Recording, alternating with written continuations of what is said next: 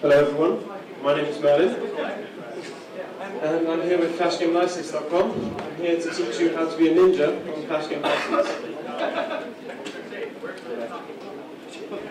So, a little bit about me before we start.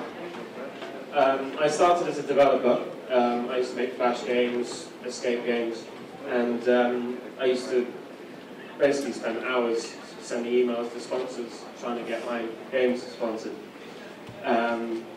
This didn't go very well. If I did find a sponsor, they'd give me a very low price, and I couldn't really argue because it was the only sponsor who replied.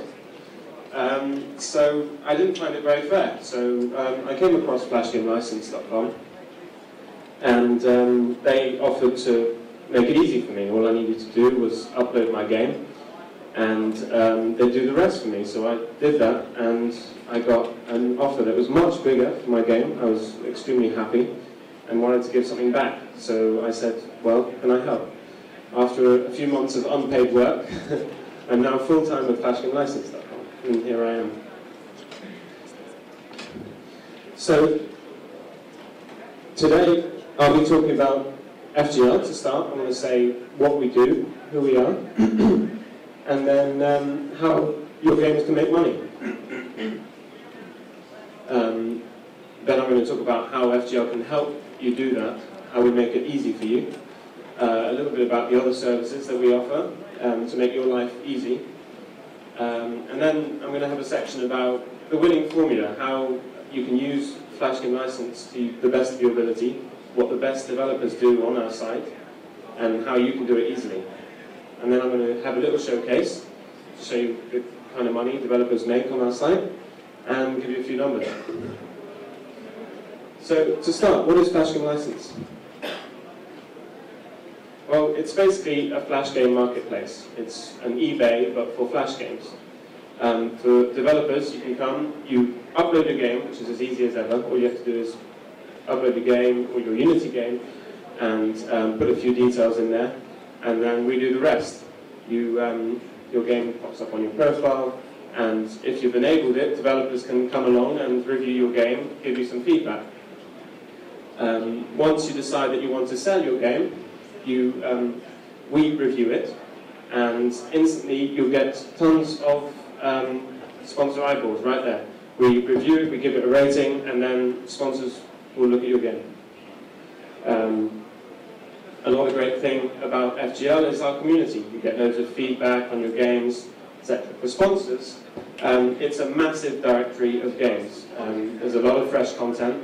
We have over 20,000 developers on our website, constantly uploading games.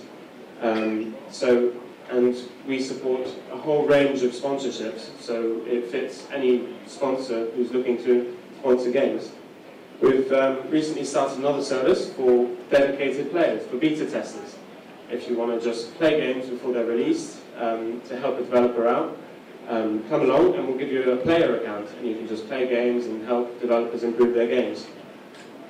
The type of game that appears most in FGL is the casual Flash game, something that can be played in maybe half an hour, and usually the development time is quite low, but the reward is quite high.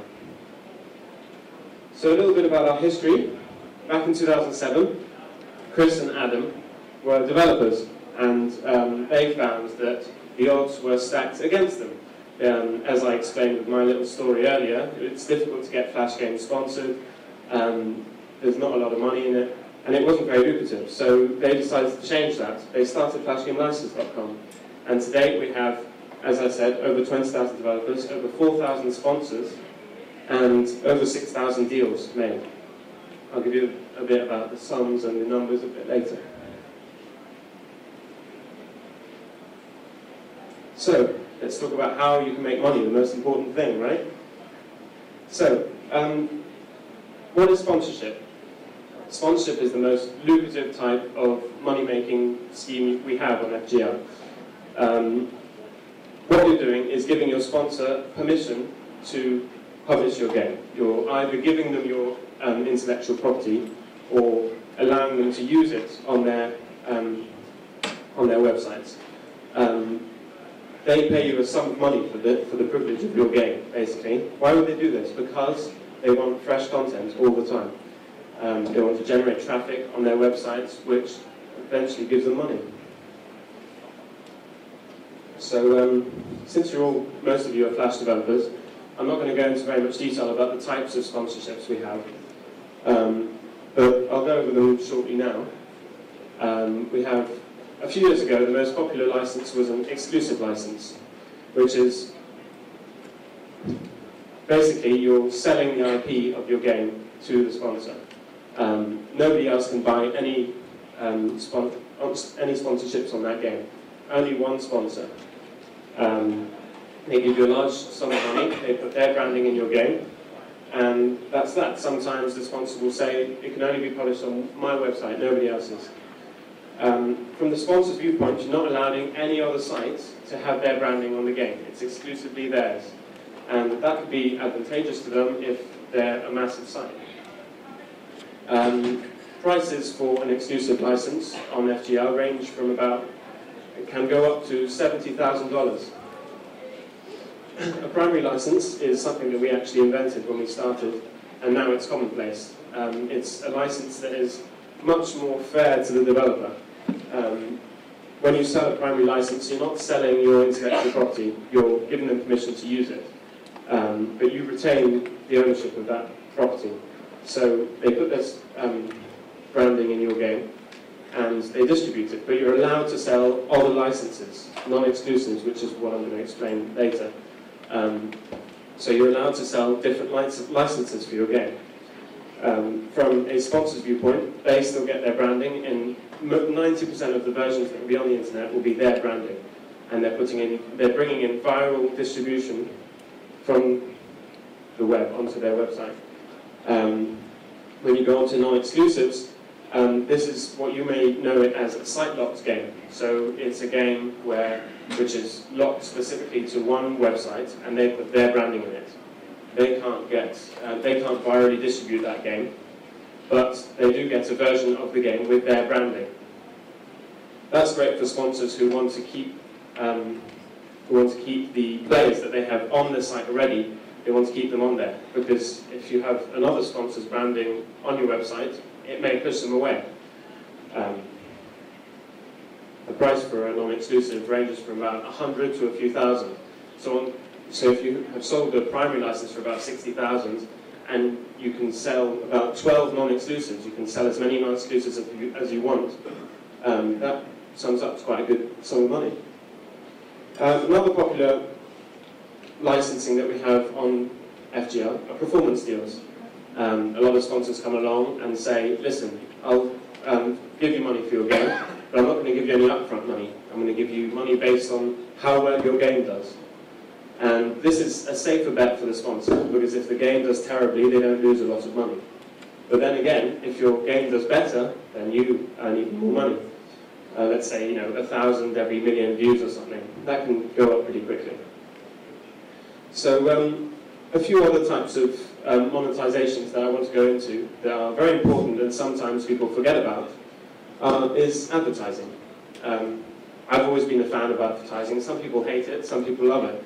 But it's an extra revenue stream. All you have to do is put a little box on your game, and an ad will pop up, and you get money based on how many clicks or how many views it gets.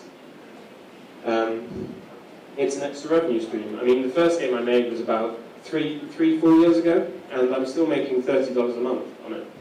And you don't have to do any work for it, it's just there. Mobile market is growing rapidly. There are massive, big companies putting a lot of money into the mobile gaming industry, and it's definitely worth thinking about. The developer who made Steambirds says that Flash is a great testing ground for the mobile market. Basically, you make a Flash game, and if it's getting 1 million plays in the first week, you should port it to mobile. This developer went on to make over $100,000 just from porting to mobile.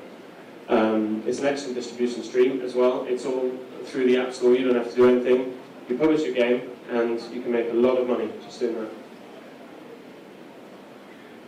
Another thing that some developers do, some people don't know about, is microtransactions. Putting little items in your game that people can buy for real money. I mean, it can be, the reason why a lot of developers don't do it is because it can be difficult to implement. It's a lot of work. But, of course, there are companies out there that can make it easy for you. We've actually made one called GamerSafe, which is basically a group of tools that you can use to implement into a game, including microtransactions. Again, it's a great way to earn money. So here's a little break.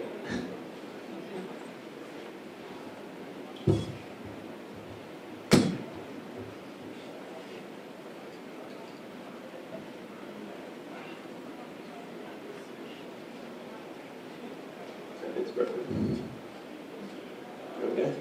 So, how does FGL help you? So, this is the process that most developers go through when they come on our site. It's very simple. All you have to do is upload your game, put a few details on there, and if you've enabled developer feedback, developers will come and look at your game, play it, and tell you it's amazing, or it's crap, I hate it. I mean, all of it helps. And, I mean, of course you can disable it if you don't want it. And then, when you decide that you want to sell your game, you tell us, and then we'll review it. We'll give it an admin review. And I'll go into more detail about that in a bit. And after we think that it's good enough to put in front of sponsors' eyes, we approve it. And it gets put in front of our thousands of sponsors.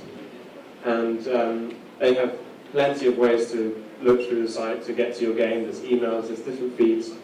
And we also have game agents, a new system, where we have a member of staff assigned to different sponsors. And they know the types of games that the sponsors like. So they send them emails saying, check this game out, it's exactly what you always buy. And it's great for developers because you get a targeted audience for your game. And they'll most likely bid on a game that they want. And onto post-sale, once you've sold your game successfully, we have something called a gamer shop for your non-exclusive licenses to earn you more money. Once you've sold your primary license, you can put this in the game shop, and it's a whole different section on the website where you can put your game up for fixed amounts, and sponsors will come along, people maybe with a smaller budget, can go ahead and just buy your game with one click. After that, there's distribution. As you probably know, viral distribution is extremely important to the flash game market. We have a company called flashgamedistribution.com where you can literally import your game from FGL straight in there, and we put it in front of thousands of portals. So I'm going to go in depth with a few of those. I talked about the community. We're really proud of the community we have. It's a strong community. We have forums where we get hundreds of posts every day, and we have a whole group of developers who love to help. They're there to help other developers. And what we found funny is developers are in competition with each other, essentially. They're all trying to earn money, and someone earning money will take away from someone else, but they're always willing to help. If you've got a problem, then we have code sections where you can go and say, this code's not working, and there'll be a bunch of developers there to help you. We have a rating system as well on all games. So you put your game up, and the developer who doesn't really want to write anything can just give you 3, 5, 10 stars. For every game that's uploaded, there's a feedback forum as well, so people can leave feedback for every game that you upload. Remember, you don't have to put your game in front of a sponsor. It can be there just for developer review. I talked about admin review earlier. I wanted to go into a little more detail. There's a range of 5 different aspects that admin have to do when they review a game. Things like music, graphics, playability. And they have to enter each of these, and they're differently weighted. And once they've filled in all these sections, an average is given out. And of course they can change that, but it gives a pretty good indication of what your game, how well your game will do. And you'll send feedback once we approve the game. You'll send, or we decide that it's not ready, and we send you feedback and say, okay, your game's not ready because of this, this, and that. You have one-on-one contact with your reviewer. So whoever looks at your game, you can talk to. We also have a new service called a pre-review. So if you don't really know if your game's going to do well or not, and you don't want to sell it yet, you can ask for special treatment, where basically you say, okay, I need a pre-review for this game, and we'll give you an in-depth analysis of what we think, how we think the game will do, what you need to improve, etc. Game agents, I talked about them. And sponsors have an agent, we pitch games to them, it gives you a targeted audience, and for sponsors it's great as well, because you can be lazier.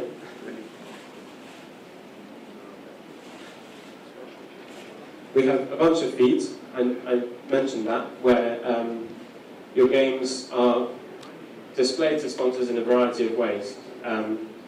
So when a sponsor goes and looks for a game, we have different sections, like, for example, hot bidding, where something's getting loads of bids, or based on budget. So if you have a low budget, we've got a bunch of games that are selling for quite a low price.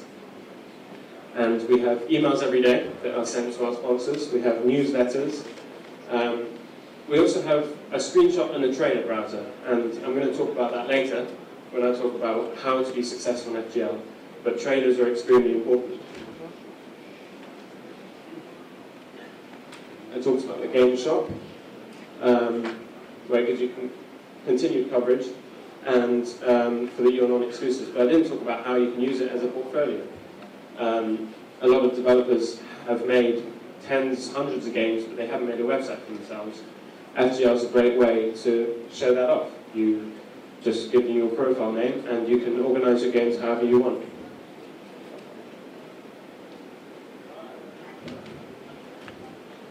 Right, that's another break.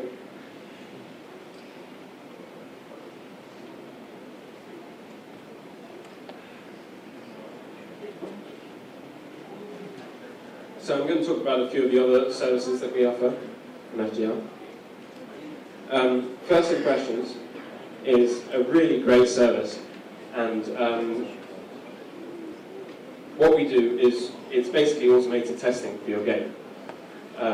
You buy a bunch of first impressions, we give a lot of them out for free, and we give, if you buy 5 first impressions, for example, we get 5 random people to play your game. These are random people in the public, people that don't necessarily know what games are or aren't very technologically advanced, and they'll play your game and they'll give you your opinion, their opinion on it. There's a bunch of sections like music, graphics, did you like the gameplay, and they'll give you your honest opinion. Some of these are terrible. You're going to get some back and they're going to be like, oh, I hated it, I didn't understand it at all. But that's useful. That's something that you can work with. If there's a whole trend of people saying, I don't understand your game, then obviously you've done something wrong. And it's a great way to get an honest opinion from the people that are going to be playing your games.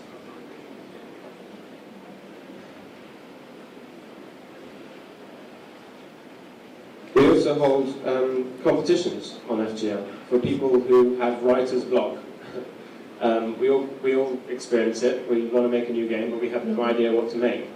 Every so often, we have a developer competition where I come up with a theme, like growth, for example, and tell developers they have 24 hours to make the game. And after those 24 hours, I'll judge it based on a few different things, mostly how ingenious you've been with the theme. And you give them a score, and then there's generally a prize. The last competition we held, we gave a version of Adobe Flash away. And not only that, you can go ahead and sell your game after. A lot of excellent games have come from a 24-hour competition. Obviously, they spent a bit more time on it, but it helps jog that creativity in you.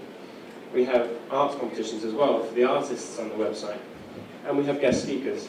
Every so often, someone from Adobe or King will come along and speak and in our chat rooms. We have a new service called Easy License, which makes everything easier. That's the point. With games, we're the middlemen. We're eBay for Flash games. But for Easy License, we manage the money side of things as well. A lot of sponsors are stuck behind their finances. They need, for example, Addicting Games used to spend 60 days before they can pay you. Their policy was 30 or 60 days after the game has served, they can pay you. And for some developers, you need to pay rent with your games. So we've made it slightly easier, especially for sponsors that we know. When the deal goes to Easy License, the sponsor says, okay, I want to bid on this game. And we say, okay, well, we'll pay the developer straight away. We pay you before we've got payment from the sponsors. We want to make sure that you get paid for your hard work straight away. We know that we'll get the money from Addicting Games eventually, so we don't mind fronting you that money.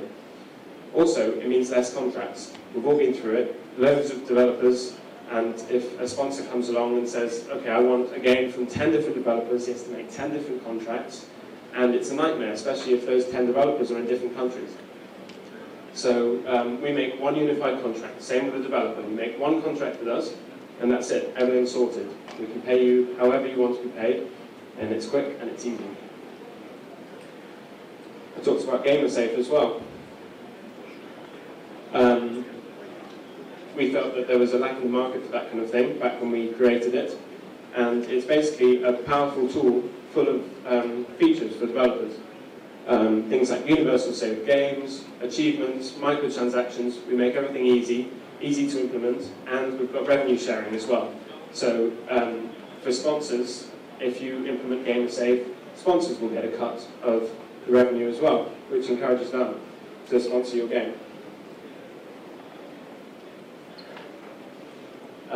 I talked about flash game distribution, instant distribution for your game, but it also has customizable feeds. So if you have a portal and you want some fresh content, it is easier just taking the feed and putting it into your array. That's it. We've integrated FGD into a lot of arcade scripts as well, so like AV scripts and people like that have implemented FGD to automatically pull in all the games. So your game will get great distribution, and if you have a portal, you get loads of fresh content as well. Almost done then.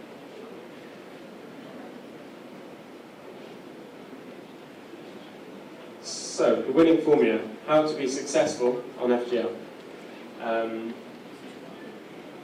To start, I mean, I could spend hours talking about polishing your game, but I'm not going to, don't worry. There's been research that shows that in a job interview, when you go in, within 30 seconds they know if they're going to hire you or not. And developers should be thinking of their games like a job interview. A sponsor will come along and look at your game, and you have probably about 30 seconds to 2 minutes before they get bored and go away. And you need to make those minutes count. And polishing is one of the most important things you can do to make sure that you pull in that sponsor and make him buy your game. A lot of developers, the top-selling developers at the moment, I mean, I looked on the list this morning, have polished the games to hell. They've made sure that they will keep that sponsor there. Things like the loading screen, don't make it interesting. I know it's going to be a loading bar, but put a sheet there or something, I don't know. Make it interesting. The menus, make sure the graphics look good and it's easy. If you're just going to put a massive play button there, it makes it easy. People can just go in. You can always change it later when the game gets released. The instructions, it's one of the hardest things for a developer to do. We've seen it time and time again. Instructions will be long, there'll be text to read, it will pause the game to explain what to do. Sponsors hate that, they don't want to be told what to do. I mean, the best kind of instructions, to me, are things that won't interrupt your gameplay and will just show you graphically what to do. I played a game the other day where it was a platformer, and the only thing that it started the game, and there was a flashing mouse there, and it showed the left button clicking down. I thought, great, I know what to do. And it didn't stop you, it didn't have to explain anything, it didn't say anything, it just allowed you to do what you want. And that's exactly what they want. They don't want to be delayed, they want to be able to play it straight away, see what the gist of the game is, and figure out if they're going to make money from it. Graphics, extremely important. Again, I could spend hours talking about that. But if it's worth investing in an artist sometimes. I mean, if you don't think it will add quality to your game, it doesn't matter. If it pulls in a sponsorship, it's worth it. Things like music as well, games that have no sound. I know a lot of you think, oh, players will just mute their sound anyway. It's important, it adds to the theme, it adds to the general feel of the game. Listening to feedback is extremely important, and not all of us can do it. A lot of people take first impressions out and then complain when they get bad first impressions back. It's not designed to be something positive. It's automatically raving about your game. It's supposed to be good feedback that can help you. Whenever I uploaded games, I always enabled developer viewing as well, so I could get their feedback. Everything is important. Make your friends and family play. People who don't usually play games online. It's very helpful to get their feedback. If they don't understand what they're doing, you haven't made it simple enough. A massive section of people who play games are kids.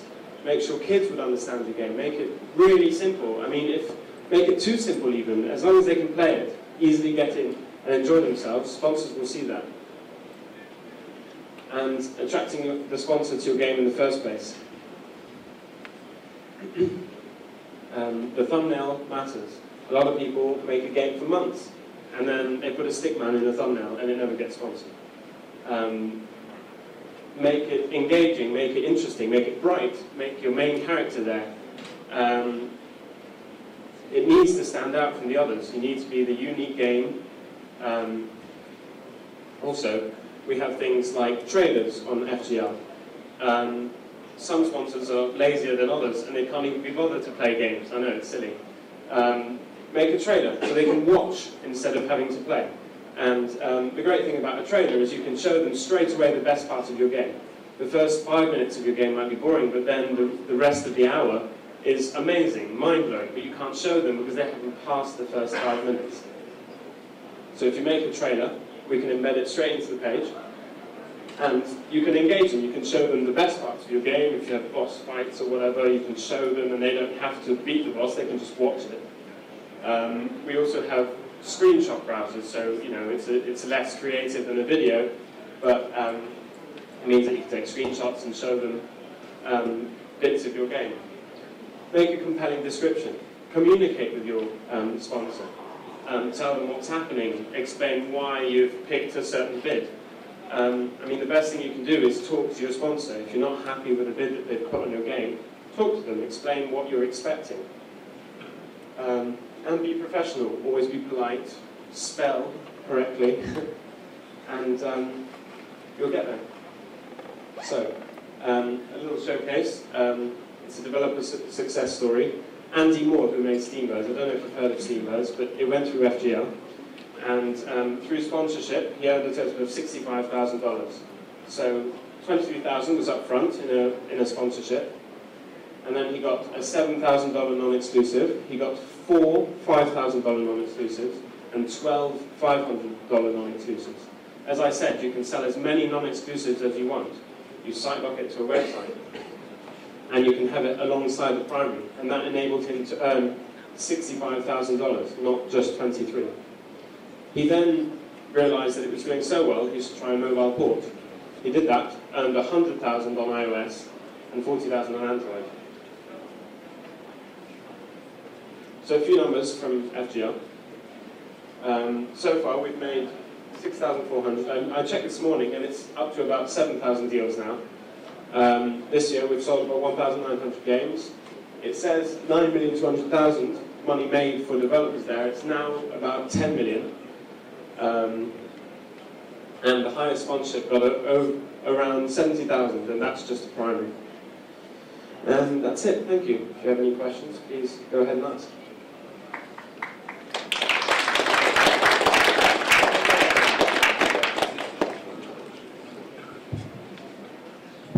Кому-нибудь вопросы? Можно цифры еще раз? One more time, so we want to see the numbers of money that game men are working in FGL. Just go back a slide. No, back. One more back. Andy Moore? Yeah. So let me ask a few questions. You can do it too if you want. First, in the recent newsletter from Flash Game License, Yeah. I heard something about new service that site provides some video from games with first impressions. Yeah. Can you tell us something about that? And then about performance deals. Can you announce some numbers of common percent that developers receive from that? And then Gamer Safe. Can I use it with iOS and some other platforms? And then... I'm going to start writing it down. Okay. Okay, so first question was about the newsletter, right? Yes, yes. Yeah, we've recently, we actually released it a few days ago, a video reviewing service where, which is tied to first impressions. So I don't know if you've heard of Screener, but basically with the first impression we record exactly what they do in the game. So we give them, it's like a first impression, it's a random person, and we film what they do in your game. So you see exactly what they've done and where they've failed, where they haven't understood, and then you can look at the comments and go, well, obviously they didn't understand because they kept pressing stop instead of play or something.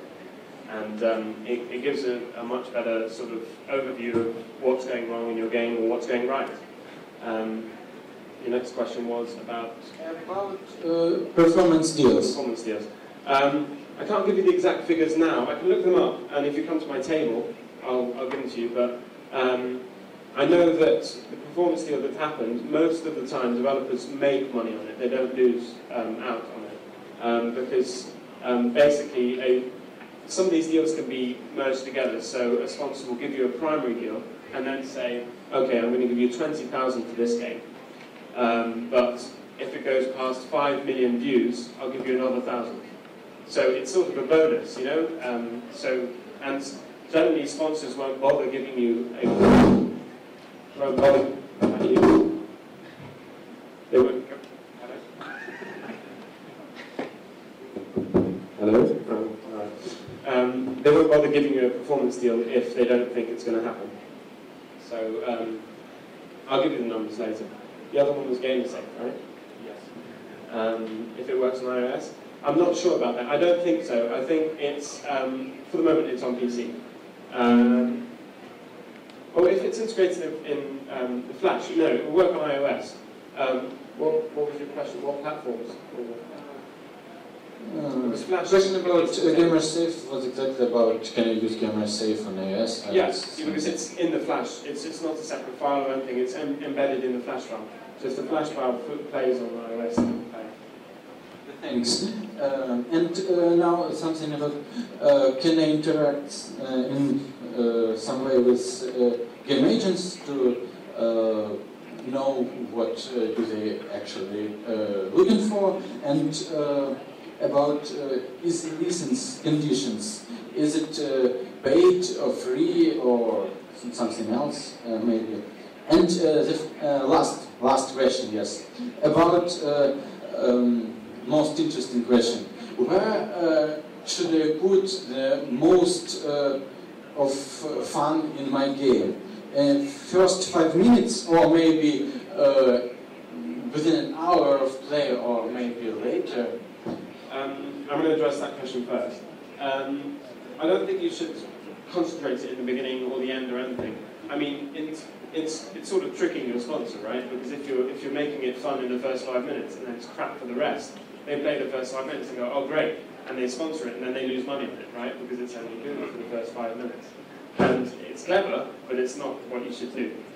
You should make it fun throughout. You should try and make it constant. But if you're trying to attract a sponsor, make a trailer or something. Show the whole game, how it works out, the good parts of your game. You're trying to showcase something to them. And I mean, if you're worried about whether they'll find it fun in the beginning or the end, just make a trailer. I mean, it should be engaging. They should be able to see the quality. It's a stable, fun level of fun in your game. Then they'll see that and they'll want to sponsor it. The other question was about easy license conditions. Oh yeah. No, they don't pay for it. Sponsors don't pay to put deals on. Basically, they choose the different types of deals, so primary, non-exclusive, exclusive, mobile deal, and then there's a big notes section where they'll put all their requisites. So, okay, I'm giving you this much, but then I'll give you more if it performs well. But they don't have to pay for that at all.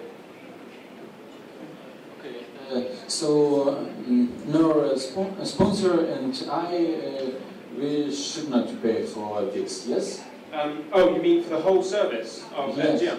It's a 10% commission on what It's a common commission. yeah. I mean, everyone just pays 10%. Okay. On And the sale. For the game about agents, right? game agents, yes. Right now, game agents are only for sponsors. We want them for developers as well, but obviously we need more staff for that. So right now we've just started the service where they're working for the sponsors. So they learn what the sponsors like, and then they go and look for those games.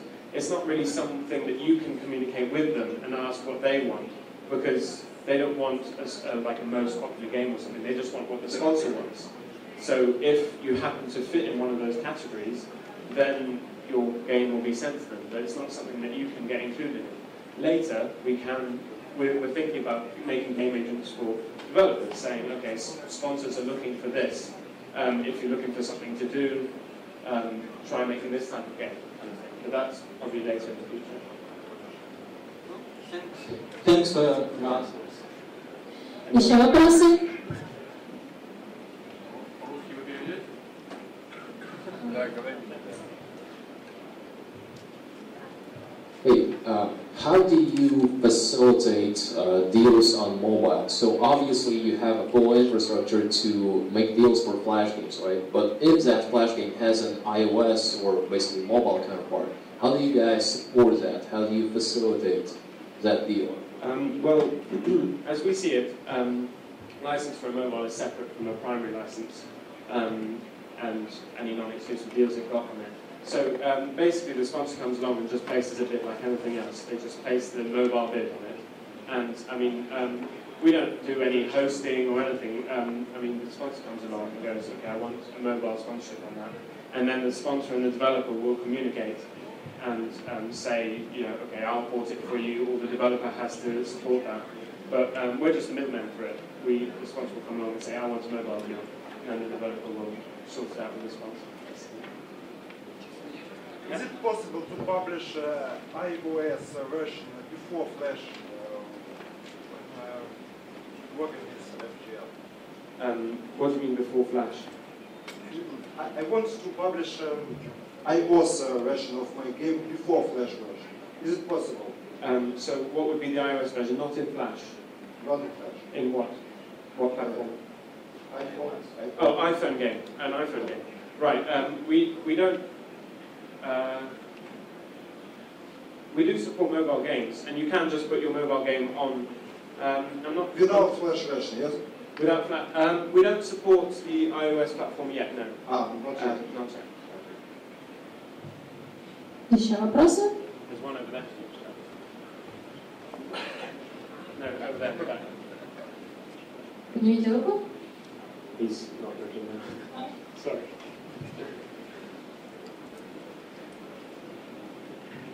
Some stats. How much games the reviewer can review per day? Depends. Approximately. Well, I think we go through about, I mean, it depends. They do FGD games and FGL games, but I think we go through about, probably we can do about 40, 50 games a day on FGL. We've employed new reviewers recently as well, so. I mean, basically we do as much as we need to. We basically try and empty the queue as often as we can. There's one right.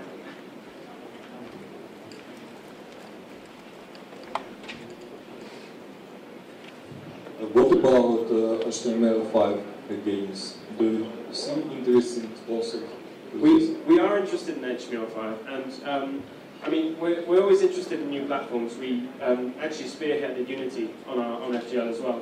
The reason why we don't support HTML5 yet is because we want to protect our developers. As soon as we put a new platform on FGL, people want to make games in that platform and upload them, and then when sponsors aren't buying the games, they get disappointed. And right now, we don't see a massive sponsorship base for HTML5 games, and there's also a big issue with securing games. HTML5 can't be secured at the moment, everything's visible. And we don't like that. It means that anyone can just steal your game, sell it on, crack it, get the branding out of it or whatever. And we're not happy about that, so we haven't added it yet. Once these things start smoothing out, and they solve the security issues and things, then we'll start thinking about supporting it. Thank you. Еще вопросы? Если нет вопросов, то поблагодарим админа. Thanks, Milo. Thank you.